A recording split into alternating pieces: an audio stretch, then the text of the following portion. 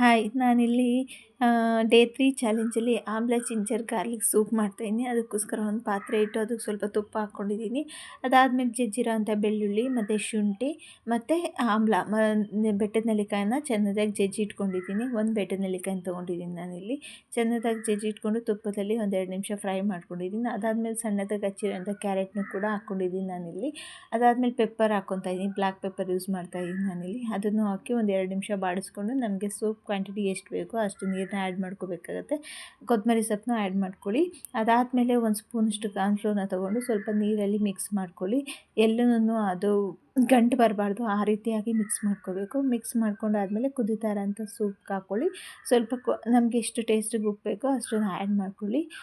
ಚಳಿಗೆ, ಶೀತಕ್ಕೆ, ಕೆಮ್ಮಿಗೆ ಎಲ್ಲದಕ್ಕೂನು ರಾಮಬಾಣ ಅಂತ ಹೇಳ್ಬೋದು. ಈ ಸೂಪ್ನ ಮಾಡ್ಕೊಂಡು ಕುಡಿ, ಟ್ರೈ ಮಾಡಿ ನೋಡಿ ಒಂದು ಟೈಮು.